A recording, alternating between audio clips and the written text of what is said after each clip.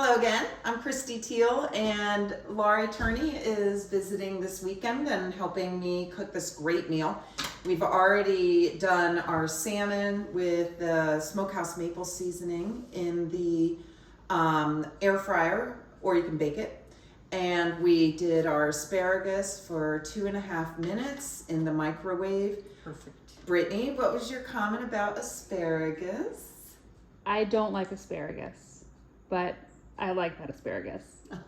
And what about the salmon? Did you like the salmon that was with the olive oil and the smokehouse maple, or with the maple syrup and the smokehouse maple seasoning? They're both delicious, but I preferred the one with olive oil. So there you go. A little less sweet. Yeah. So if you love sweet, then use the maple syrup. If not, then you save calories and just use a little spray of the olive oil, which you can get anywhere. I like to use like the Safeway brand, or, you know, it doesn't have to be a fancy spray olive oil. Just make sure it's just olive oil, right? Yeah, exactly. Okay. Laurie and I are having a toast, but guess what? We have been exploring the de-alcoholized wines, or non-alcoholic wines, because we love to enjoy a glass of wine, but sometimes we don't want the alcohol. I'm operating tomorrow, so I don't want to be drinking. And so this is our way to still kind of have a little celebration. Mm-hmm. We saved on money because this was $9.99 a bottle. We're saving on calories. How many calories? 30 per serving. Yep, so it's 150 for that whole bottle. That is one glass of Prosecco, and not a huge glass of Prosecco, a small glass of Prosecco. 5 ounces is. So this is probably a 9-ounce pour is my guess, something like that. So I'm probably close to 60 calories for this. I would say that's worth a toast. That is worth a And toast. guess what? It And doesn't taste bad. It tastes good. It tastes very good. In fact, It's when nice you've and been drinking sparkly. it, because it's very light and fresh, when you've been drinking it and then you go to drink the alcoholic version, it's a little bit like, whoa, It doesn't taste right. it doesn't always taste right. All right, we're gonna make risotto. That's our special side, and that is going to be on the menu in a couple of sessions. But everyone gets nervous about risotto, but they shouldn't be. So I'm gonna start cutting this onion, and why don't you talk about, I'm doing mine in a rice cooker. You talk a little bit about how you do it in an Instapot, because I think a lot more people have an Instapot than a rice cooker. So you can talk while I chop. Well, I have an Instapot-like product. I don't have that brand, so I'm not sure if the Instapot has a risotto setting. Mine has a risotto setting. But what I do know about the Instapot is it comes with a user manual, and it goes through how to make rice in there, how to make all the different things in there, and different recipes as well. And so risotto is one of them.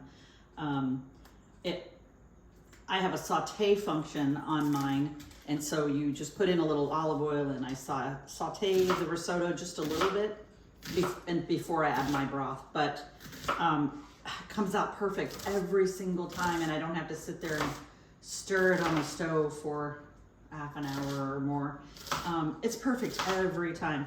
You can use a little white wine in there if you'd like. You don't have to. Half an onion, Vidalia. I always use Vidalia because it doesn't make me cry.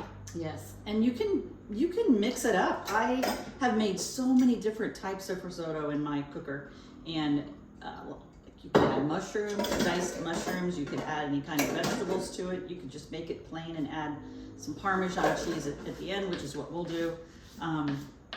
Risotto is so creamy. It starts with arborio rice. So it's a particular kind of rice. ARBORIO, arborio.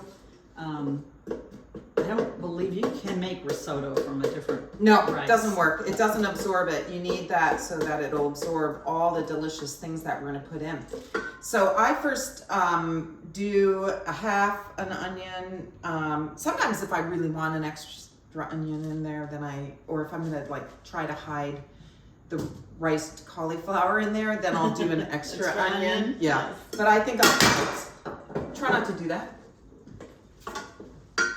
It didn't spill. Oh. That's the beauty of this. Oh, I love lovely. this for my extra virgin olive oil. So I just covered the bottom with extra virgin olive oil. It's probably 2 to 3 tablespoons is my guess.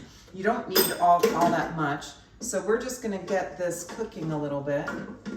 It was just sitting on warm. I use the Breville rice cooker. I think any rice, I've used other ones and they work well. So either Instapot or rice cooker.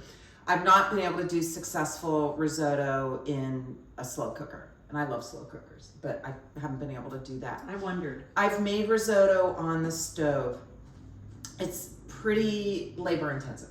So you have to sit with it.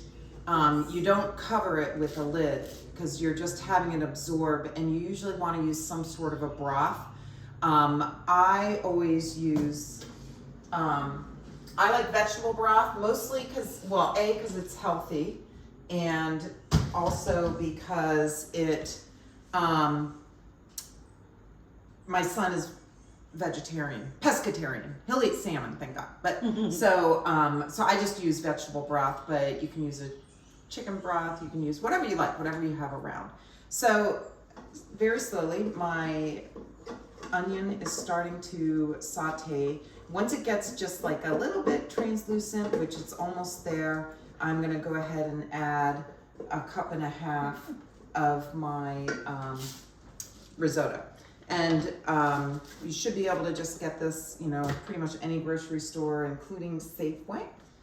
Where did I put my 1/2 cup measuring thing? I thought I brought it out.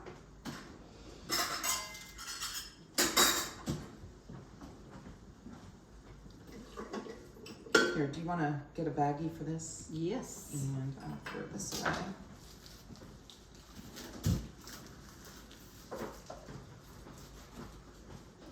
Probably slightly.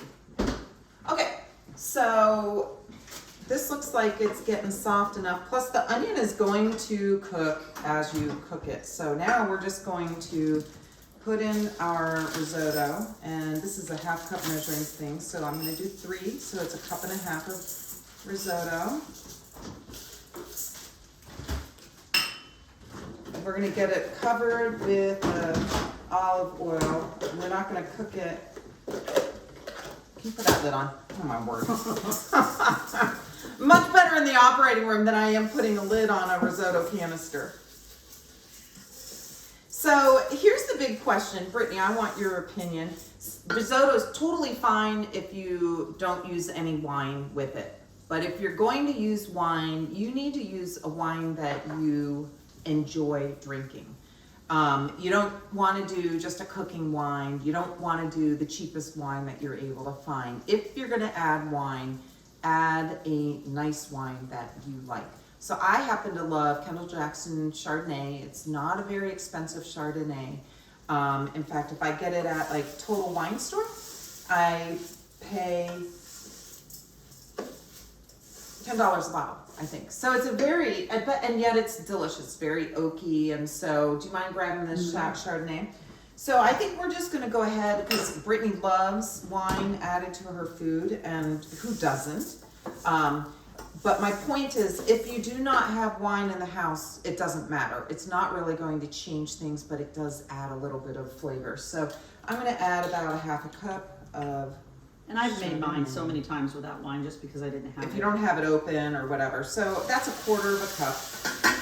But it makes that sizzle, and it's so fun when it does that. Yeah, So, I know.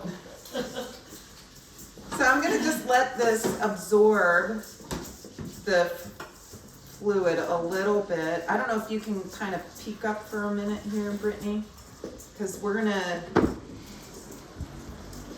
in a minute, add the whole thing. It's 4 cups or 1 quart of vegetable broth.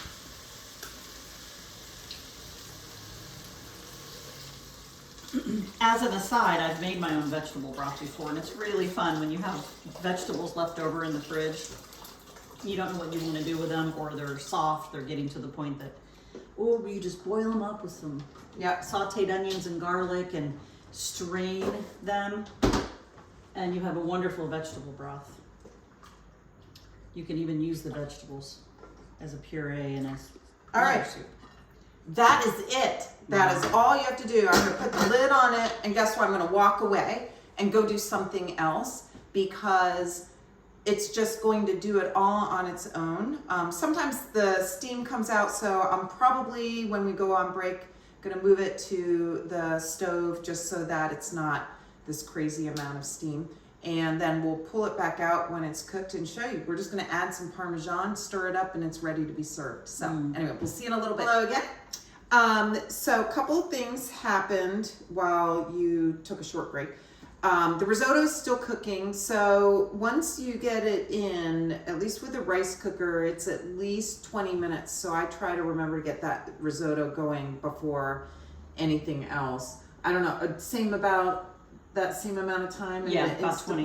Yeah, so it's been probably, it's been about 20 minutes and it's almost ready. The bell will ding when it's time for it. Although sometimes I cheat when it's getting close to that time and give it a little stir just to make sure that none is getting stuck on the bottom. And it's starting to look like a perfect risotto, which is a nice, thick, creamy. But in the meantime, then I was like, let's just go ahead and use up the leftover asparagus. So you can see we have this beautiful asparagus here with the salmon. That's our dinner. And we're gonna put just a little scoop of the risotto on there so that you can see how the rice would have looked. But so we cut up our asparagus into 1 to 1.5 inch lengths and then sliced some grape tomatoes, which I just bought today at the grocery store. And then we had a zucchini that Laurie had brought from a farmer's market, nice big zucchini. So I cut it into quarter pieces, cut them about 1/2 inch, some of them a little bit smaller. And I just put some olive oil, salt and pepper, and I stuck them in the air fryer at 375 for, I think it was probably about 10 to 15 minutes. I kept looking and I waited just a little too long. So some of my thinner ones are a little mushier than what I would like for this salad that we're gonna make, but it's gonna, I don't know, zucchini is so delicious. It doesn't matter if it's mushy or not. I know, think. it's so delicious. It's just really wonderful. So I'm gonna make a lemon vinaigrette to go on that, but it looks so good with just the Parmesan cheese and some seasoning that we may decide not to do a lemon vinaigrette because it's looking really good. So this is gonna be our salad for tonight, and then it'll be even better tomorrow. Oh yeah, once it absorbs. Especially if we do like a little lemon vinaigrette. And you can do easy early prep for this on Sunday or the day off, the day that you have off. You can do a whole zucchini, 20 cherry tomatoes. You can steam your asparagus and cut it all up and put it in a Ziploc, and you can just have it ready to go when you come home too. So that's quicker if you don't want to come home and cut things and cook things. Definitely. Yeah. All right, so I'm just waiting for the ding. There we go. And this is looking really good. So let me just get rid of my lid. Oh, listen to that. And we are going to just put in 1/2 cup of grated Parmesan. And stir well. And I don't know, if you're not able, Parmesan is a really great cheese because a little bit goes a long way. And so if you're really watching your cheese, a substitute that you can use is called nutritional yeast, which is in a lot of recipes. I have some nutritional yeast. I'll show it to you. It's really good. I put it on a lot of things when I cook. I lied. I don't have it anymore. I think I used it on my last batch of risotto. It's got a yellow appearance to it, and it makes the risotto a little bit more yellow. It has a little bit more salty to it. I prefer Parmesan, but if you're vegan and you can't have cheese, or if there's another reason you can't have cheese, then the nutritional yeast is an option.